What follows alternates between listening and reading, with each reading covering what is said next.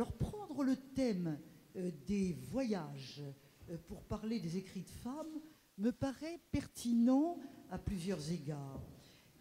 D'abord parce que dans les représentations, les hommes, c'est le voyage, et les femmes, c'est la sédentarité. Les femmes sont dans la maison, doivent être dans la maison, au point qu'une aventurière, c'est pas très bien vu. C'est un peu comme la gloire de l'homme public et le caractère douteux de la femme publique. On voit là l'importance du vocabulaire. Donc, dans les représentations, Ulysse et Pénélope, et même si nous savons que les Pénélopes ont jeté un peu le tissage par-dessus les moulins. Donc, il y a les représentations. Et puis, il y a les expériences. Car on a beau dire que les femmes ne doivent pas voyager, ne voyagent pas, elles voyagent, en fait. Elles migrent. Et un grand sujet historique exploré, car il y a une grosse historiographie qui s'est développée, c'est justement de voir leur part dans les différents types de voyages, dans les migrations. Hein, la part des femmes dans les migrations, aujourd'hui, dans le passé, mais aujourd'hui, tout à fait. Et puis, dans les voyages scientifiques, je pense à l'archéologie, on parlera de Jeanne Dieulafoy, par exemple, les voyages religieux, les pèlerinages, le tourisme, le thermalisme, etc., etc. Donc, il y a un très grand nombre de formes de voyage, et pour chacun d'entre eux, le rapport entre les sexes, où sont les hommes, où sont les femmes, me paraît tout à fait intéressant. Enfin, troisième grande avenue, les écrits de femmes sur les voyages.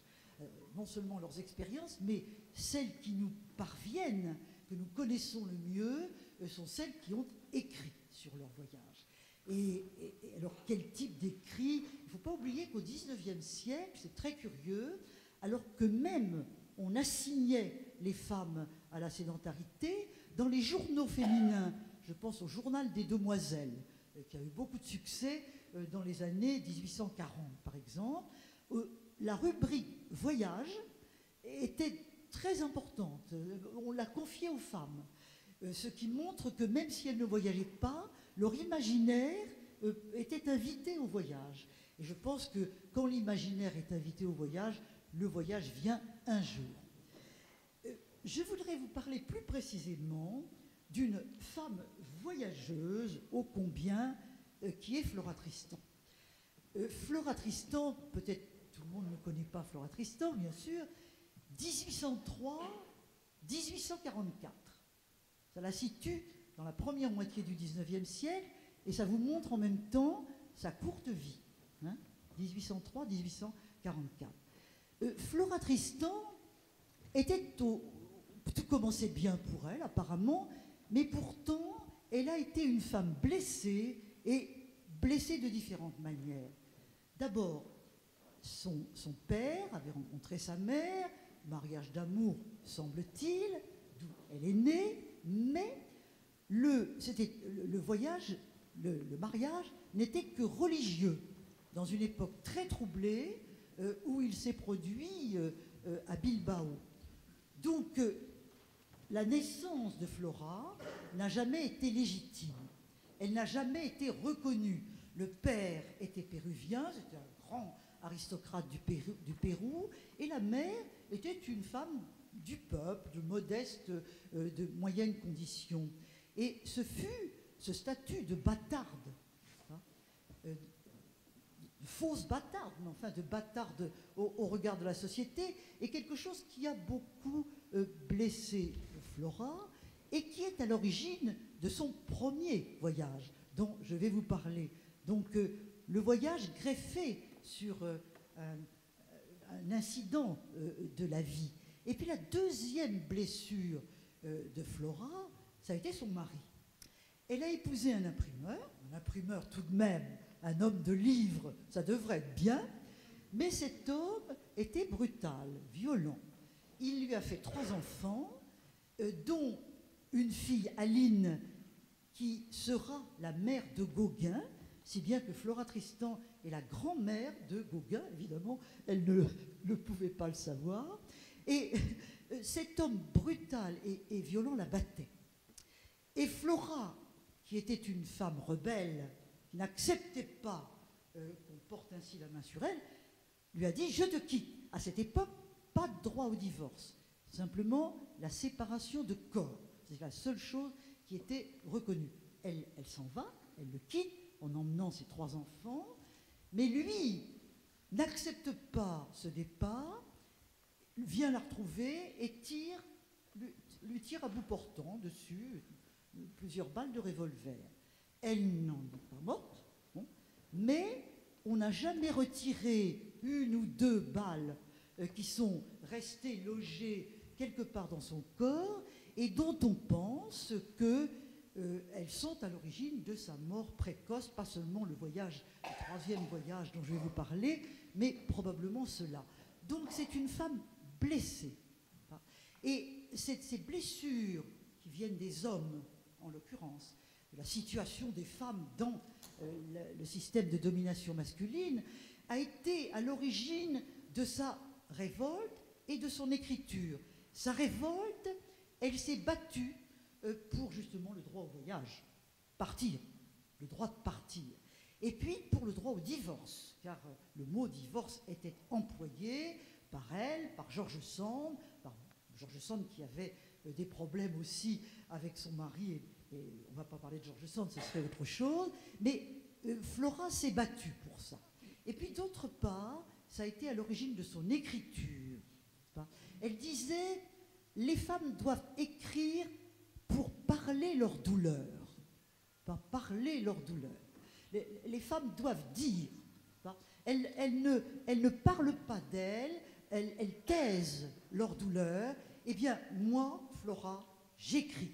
Et je n'écris pas seulement pour moi, j'écris pour toutes les femmes. Elle a des propos très beaux de ce point de vue-là. Il y avait chez elle un sens collectif qui était important. Alors les voyages. Eh bien, les voyages s'intègrent dans cette vie et dans son écriture. Elle a fait 3 grands voyages, et chacun de ces voyages a donné lieu à un livre. 2 de son vivant et 1 posthume, il faut le dire. Donc, voyage, écriture et vie, ces 3 dimensions sont complètement intégrées dans le personnage et la vie de Flora. Le premier voyage, pas le moindre, c'est au Pérou. Et ça a donné lieu à un livre magnifique qui s'appelle « Pérégrination d'une paria » qu'elle a fait après ce voyage. Ce voyage, elle l'a fait en 1834-1835. Pourquoi l'a-t-elle fait? Eh bien, justement, pour la blessure initiale dont j'ai parlé, elle voulait aller au Pérou se faire reconnaître comme enfant légitime de son père et en même temps comme héritière. Elle pensait qu'elle avait droit à un héritage. Son père était très riche et, en somme, pourquoi est-ce qu'elle serait dans la misère? Elle avait droit à cet héritage. Le voyage a duré très longtemps. Il fallait 3 mois pour aller de France au Pérou, hein, à peu près 3 mois et demi. Voyage étonnant parce que Flora est mariée, mais elle ne le dit pas, elle se fait passer pour mademoiselle. Le résultat, c'est que le capitaine lui fait la cour, il aurait peut-être fait la cour de toute façon, mais de manière... Elle était très belle, Flora. Hein. Elle était très belle, et être belle en voyage, c'est pas évident. C'est pas évident. Parce qu'une femme qui voyage au 19e est une femme menacée, et si elle est belle, peut-être l'est-elle encore davantage. Et Flora avait un beau physique péruvien, dans le fond, son père était péruvien, sa mère ne l'était pas, mais elle a plutôt été, du côté de son père, une belle chevelure brune, des grands yeux noirs, une peau mate, elle était absolument magnifique. Enfin, elle passe à travers tous ces obstacles, elle va au Pérou, elle fait un extraordinaire voyage au Pérou, elle est bien accueillie par sa famille, qui cependant ne lui consentira jamais la reconnaissance officielle, et par conséquent, elle n'aura jamais droit à rien du tout. du point de vue financier. L'oncle Pio lui verse une rente. Il lui dit, bah, non, non, Flora, c'est pas possible. Florita, il l'appelait Florita, vous n'aurez pas à vous donner cette reconnaissance, c'est pas possible, mais je vous verserai une rente. Rente qu'il a interrompue très vite, justement, après la publication de Pérégrination d'une paria. Alors, ce voyage au Pérou est un voyage très mouvementé. Le Pérou est en guerre civile. Il l'était toujours un peu. À cette époque, il y avait toujours beaucoup de problèmes. Mais c'est pas, elle n'avait peur de rien. Donc, elle partait avec des officiers, elle allait voir comment la guerre se passait. C'était vraiment une femme aventureuse. Mais il y a tout de même deux choses, surtout, qui l'ont frappée beaucoup. D'une part, la condition des femmes, à laquelle elle a été très attentive. Et elle décrit dans son livre la condition des Ravana. R-A-V-A-N-A, S au pluriel. Les Ravana étaient des cantinières qui escortaient les officiers, pas les soldats, les officiers, pour leur faire leur cuisine, s'occuper de leur linge, pour voir à leurs besoins. Peut-être même un peu plus que le domestique. Et ces Ravana étaient des femmes très indépendantes, très indépendantes, que la société en général voyait un peu comme des prostituées, là encore, une fois de plus, même si elles ne l'étaient pas. Mais leurs conditions étaient très dures parce que les officiers en question ne leur faisaient pas de cadeaux. Hein. Donc il fallait faire tout ce qu'il y avait à faire, sans limite de temps, et finalement avec une grande solitude. Car même si tel ou tel officier pouvait faire la cour à une Ravana, il ne les épousait jamais. C'était des femmes de trop basse condition, et un officier se marie dans la bonne société, donc c'était des femmes seules. Et elle a été très touchée par la condition des Ravana qu'elle a décrite. Deuxième aspect du Pérou qui l'a frappée, l'esclavage. Le Pérou est une terre à canne à sucre, de plantation. L'esclavage est plus ou moins aboli, mais pas là, pas au Pérou, il ne l'était pas encore. Donc il y a des grandes plantations. Flora a des discussions, elle visite des plantations, elle a des discussions avec des propriétaires de plantations qu'elle rapporte, elle fait de véritables interviews, Flora. Hein, et ensuite elle les note sur son carnet et elle les rapporte dans son livre Pérégrination d'une paria. C'est hallucinant. Hein, rien que pour ça, Pérégrination d'une paria vaut le coup d'être lu. Alors ensuite elle rentre. Encore 3 mois de voyage pour rentrer en France.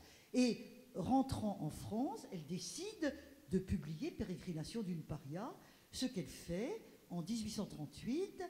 Ce livre fait scandale. Il fait scandale en France. Bon. Et il fait surtout scandale au Pérou. Au Pérou, le livre a été brûlé en place publique sur la place d'Arequipa, qui était le village natal du père de Flora, et Flora est mise au banc de la société. Et l'oncle Pio en profite pour interrompre le paiement de la rente. Voilà.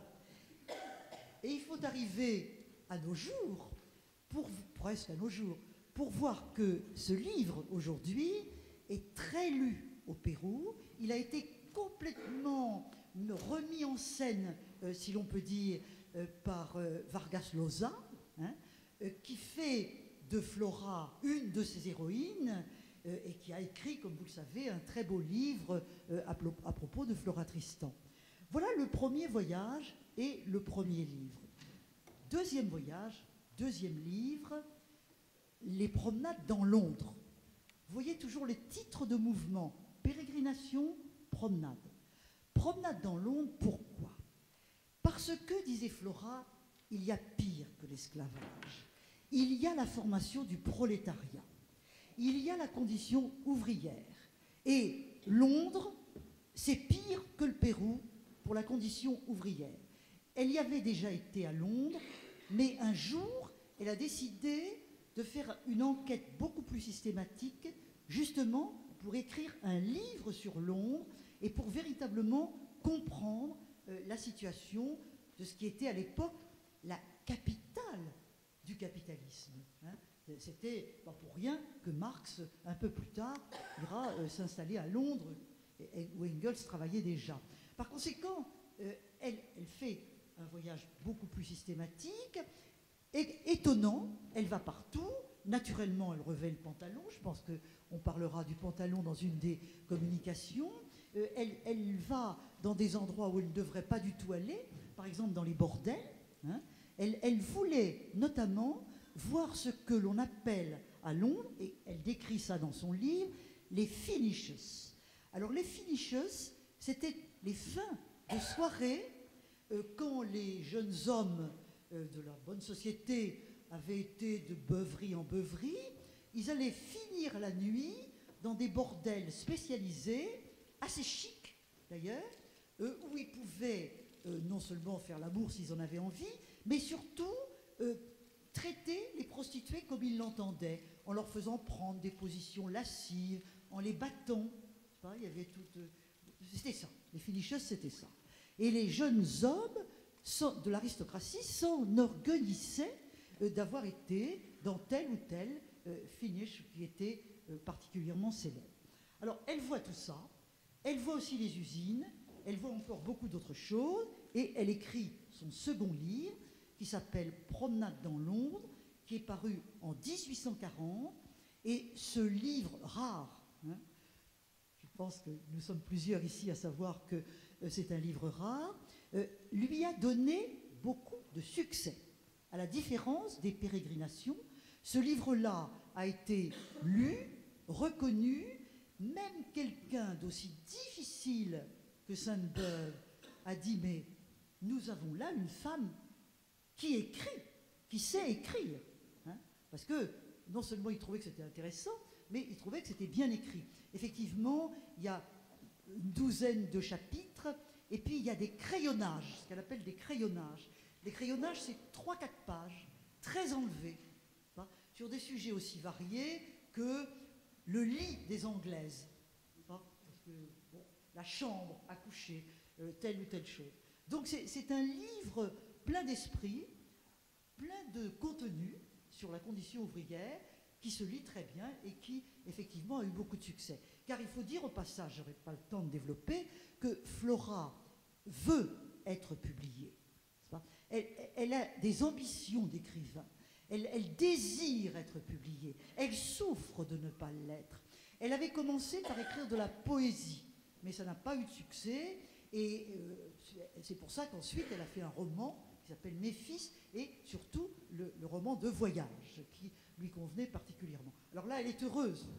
Elle est enfin reconnue. Mais Flora ne se laisse pas griser. C'est une femme de conviction. Et elle pense que maintenant qu'elle connaît un peu mieux la classe ouvrière anglaise, il faut qu'elle connaisse mieux la classe ouvrière française. Et c'est beaucoup moins facile parce que le capitalisme français, l'industrie française est beaucoup plus dispersée. Donc, pour la connaître, il faut aller la voir, il faut faire comme les compagnons, le tour de France.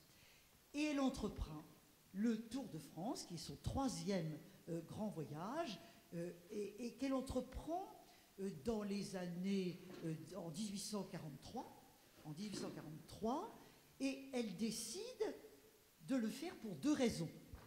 D'abord pour connaître, je l'ai dit déjà, connaître la condition de la classe ouvrière, c'est voir, c'est aller sur place, c'est la grande idée de l'époque qui est que l'œil seul peut détecter les choses.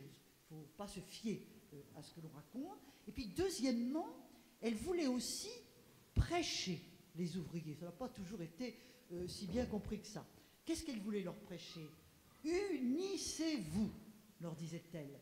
Vous êtes plusieurs millions en France, vous êtes 7 millions d'ouvriers. Si vous vous unissez, et si seulement chacun d'entre vous verse une petite cotisation à une caisse de secours mutuel, eh bien vous serez en mesure de vous soigner, d'éduquer vos enfants, de vous enterrer correctement, c'était très important, et puis d'avoir des secours en cas de grève. Hein, il y avait aussi l'idée du secours grève. Alors, elle prend conseil auprès de compagnons du Tour de France comme Agricole Perdiguier, très connu parce que c'était aussi un ami de Georges Sand. Enfin, on ne peut pas développer tout ça. Et elle suit le réseau des Saint-Simoniens. Elle était Saint-Simonienne, au fond, tout à fait. Et les Saint-Simoniens avaient des réseaux dans toute la France. Elle suit ces réseaux-là et elle fait tout un parcours dans lequel, d'ailleurs, il y a Auxerre. Auxerre était une grande ville du compagnonnage et elle a fait étape à Auxerre et dans la région, à Dijon également. Et puis ensuite, elle a été vers Lyon, qui était évidemment très important pour elle. Puis elle est revenue par le sud-ouest et puis elle est tombée malade, probablement de fatigue de ce voyage. Voyage difficile, hein, parce que d'abord, il fallait trouver des lieux pour dormir. Quand elle arrive à Montpellier, elle va dans un hôtel qu'on lui avait peut-être recommandé, peut-être pas, mais indiqué, et elle voit sur la porte, ici, on ne prend pas de femmes seules. Exempte la difficulté des voyages pour les femmes. Hein. Une femme seule est suspecte. Si elle est avec un homme, ça va très bien, naturellement. Mais si elle est seule, elle était probablement une gourgandine. Alors elle a donc beaucoup de difficultés, beaucoup de fatigue. Elle a une disciple qu'elle a rencontrée à Lyon, qu'elle a faite en quelque sorte à Lyon, qui va la suivre et écrire sa vie.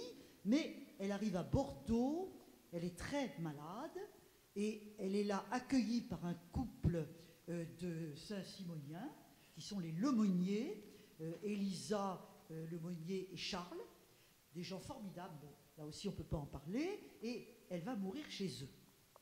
Et c'est pourquoi elle est enterrée à Bordeaux. Et les ouvriers, reconnaissants, se sont cotisés dans les années qui ont suivi pour lui faire une belle tombe. Et elle est morte là en 1844. Alors, elle tenait un journal quotidien de son voyage. Elle écrivait tous les soirs dans sa chambre d'auberge ou d'hôtel, elle écrivait, dans l'idée de faire un 3e livre. Elle est morte, elle n'a pas publié ce 3e livre. Mais elle a eu des admirateurs, des disciples, et notamment dans le sud-ouest, qui a vraiment conservé le souvenir de Flora, un universitaire qui s'appelle Jules Puech a recueilli beaucoup d'archives de Flora Tristan, a fait sa thèse en 1924 sur la vie de Flora Tristan et a publié, beaucoup plus tard d'ailleurs, le Tour de France de Flora Tristan, qui a ensuite été réédité par quelqu'un qui a fait énormément pour la mémoire de Flora Tristan, qui est votre collègue Stéphane Michaud. Voilà les 3 voyages de Flora et les 3 écrits de Flora. Et je pense que peut-être, on a beaucoup d'autres exemples, bien entendu, mais dans le cas de Flora, cette espèce d'imbrication intime entre voyage, vie et écriture me paraît particulièrement intéressante. Voilà.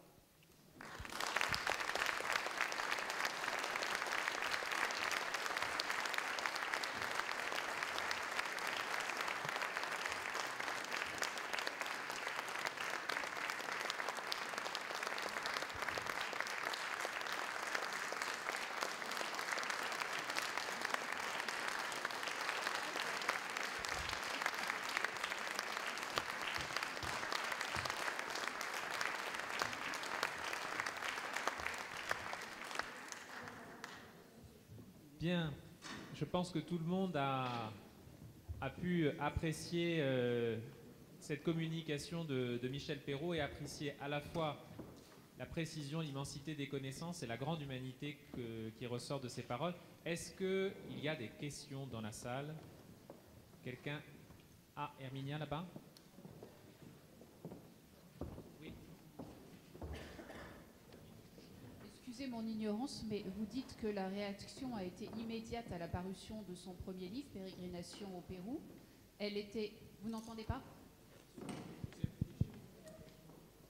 Elle était immédiatement traduite en espagnol ou lue dans le texte au Pérou? Non, en français. En français. Il a a été publié beaucoup plus tard en espagnol, mais il y avait des milieux très francophiles au Pérou à cette époque, notamment dans la bonne société. Et je ne vous dirais pas qu'elle a eu beaucoup de lecteurs pour Pérégrination nulle paria en 1839, mais suffisamment pour qu'ils soient furieux, évidemment. Surtout la société des planteurs, qui était scandalisée que l'on parle comme ça de la condition des esclaves noirs dans les plantations. Et ça, c'est formidable. Elle est vraiment extraordinaire quand elle raconte tout ça. D'autres questions? Moi, j'en ai une, enfin peut-être deux. La première, dans le dernier voyage de Flora Tristan, ce Tour de France, on a dit, il est beaucoup lié à l'observation des prolétaires, de la classe prolétaire. Et j'ai le souvenir maintenant un peu lointain, mais que dans ces textes, justement ces fameux textes, Unissez-vous, elle articule très clairement la lutte pour l'amélioration de la condition du prolétariat, de la lutte pour l'amélioration de la condition des femmes et notamment de leur éducation. Absolument. Elle est toujours très très attentive à cela. Alors dans le Tour de France, il y a plusieurs textes sur les femmes. Il y en a un notamment qui est très célèbre sur les laveuses de Nîmes. Elle voit les laveuses qui lavent le linge de la ville, en quelque sorte, les pieds dans l'eau, pendant des heures et des heures, quelle que soit la saison. L'été, ça pouvait peut-être encore aller, mais l'hiver, c'était... Et ces femmes sont malades. Elles ont des rhumatismes, elles ont des bronchites, et elle dit, mais comment est-ce qu'on peut ne pas en parler seulement? Et elle dit, je vais faire un article. De fait, elle a fait. L'article est paru très vite pour protester contre cela. Alors, il y a cet aspect social. Et d'autre part, elle n'était pas toujours très contente, par ailleurs, de l'attitude des femmes. Les femmes, quand Flora Tristan venait prêcher l'Union ouvrière, quand elles voyaient leur mari qui allait dans les réunions, elle disait, oh là là, mais on va encore nous demander de l'argent, on va encore une cotisation. Elles avaient du mal à boucler leur budget. Donc, au fond, elle disait, c'est une illuminée, cette femme-là. Et puis, il faut bien voir ce que c'est aussi qu'une femme qui prêche, car elle prêchait, Flora. Elle réunissait les gens et elle prêchait un petit peu à la manière des protestantes, des revivals, vous savez. On a vu des femmes comme ça se lever et prêcher. Elle faisait un petit peu comme ça, c'était un peu son modèle. Alors, les autres femmes la trouvaient folle. Voilà. Donc, elle n'a pas eu toujours la solidarité qu'elle attendait de la part des femmes. D'où le fait qu'elle disait, il faut que les femmes soient éduquées, pour qu'elles comprennent quelque chose aux luttes de leur mari, aux luttes de la classe ouvrière dont elles font partie et dont elles n'ont même pas conscience qu'elles font partie. Et l'autre question, une phrase m'a frappé, vous disiez, Flora Tristan veut être publiée. Ce désir de publier, est-ce qu'on a des idées, des connaissances sur la formation intellectuelle, sur les modèles de Flora Tristan? D'où venait finalement ce désir d'être publié? Flora lisait beaucoup, sa mère était relativement éduquée, et donc c'est une femme parfaitement alphabétisée, lectrice, etc.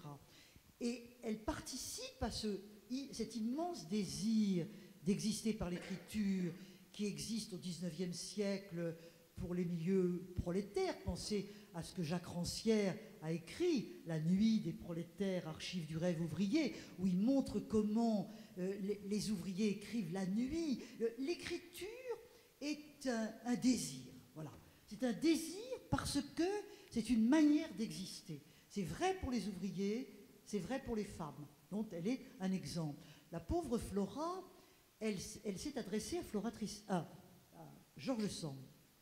Elle a écrit à George Sand en lui disant cher ami, je ne sais pas comment, oui, cher ami, elle lui dit quelque chose comme ça. Et elle espère que George Sand va l'aider à être publié. Mais George Sand trouve sa poésie très mauvaise. Et elle n'avait peut-être pas totalement tort. Alors elle ne fait rien. Elle lui répond. George Sand répondait toujours. Mais elle lui répond de manière dilatoire en disant qu'elle va voir, etc. Alors, Flora revient à la charge du côté de George Sand, notamment quand elle fait son tour de France. Elle dit à George Sand, vous serez l'esprit et je serai les pieds. Moi, je vais courir la France et vous, vous écrirez. Mais George Sand n'a pas donné suite à cette collaboration dont elle n'avait sans doute pas envie. Et du coup, l'idée de Flora, ça a été au fond de faire son propre livre. C'était une très bonne chose de cette manière. Donc voilà à peu près, mais on la voit, Flora, se battre pour être publiée, être malheureuse de ne pas l'être, souffrir de ça. On n'a pas tellement de correspondance de Flora Tristan, mais les quelques lettres, quand même, centaines de lettres qu'on a, sont intéressantes de ce point de vue.